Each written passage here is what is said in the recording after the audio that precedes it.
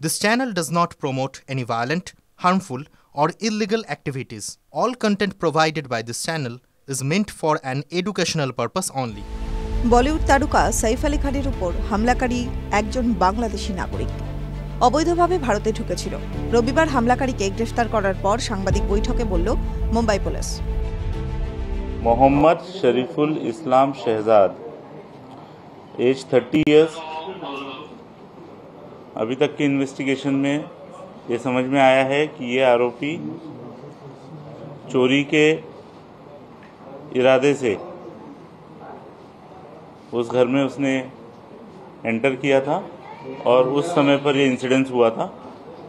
इस एक्यूज को कोर्ट में पेश किया जाएगा और पुलिस कस्टडी की रिक्वेस्ट की जाएगी।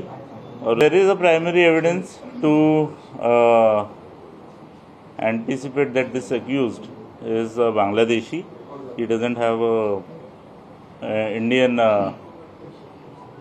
valid document, and there are some seizures which indicate that he is a Bangladeshi national. মাস পাঁচেক আগেই সে ভারতে ঢোকে বলে পুলিশের সন্দেহ।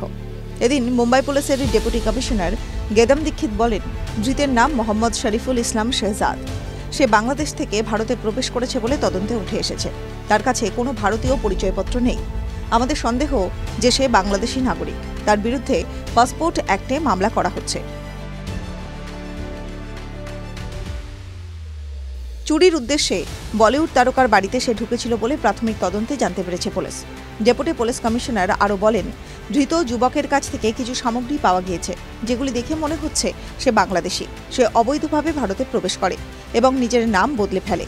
নিজেকে বিজয় দাস বলে পরিচয় দেয়। প্রায় মাস চারেক সে মুম্বাইয়ে রয়েছে। একটি হাউসকিপিং এজেন্সিতে কাজ করত।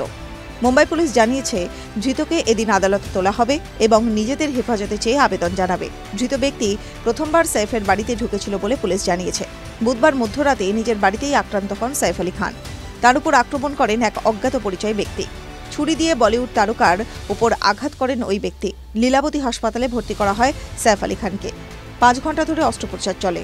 চিকিৎসকরা জানিয়েছেন দ্রুত সুস্থ হয়ে উঠেছেন সাইফ। আইসিইউ থেকে জেনারেল বেডে স্থানান্তরিত করা হয়েছে তাকে। ধীরে ধীরে ক্ষতস্থান শুকোচ্ছে। শনিবার পুলিশের কাছে বয়ান রেকর্ড করার সময় সেই রাতের ঘটনার বিবরণ দিয়েছেন সাইফ পত্নী করিনা কাপুর খান। অভিনেত্রী বলেন, আক্রমণকারী মারাত্মক হিংস্র, নৃশংসভাবে ঝাঁপিয়ে পড়েছিল সাইফের উপরে। এলোপাথারি কোপাচ্ছিল।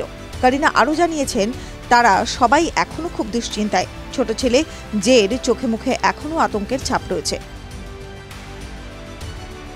TV9 Bangla digital.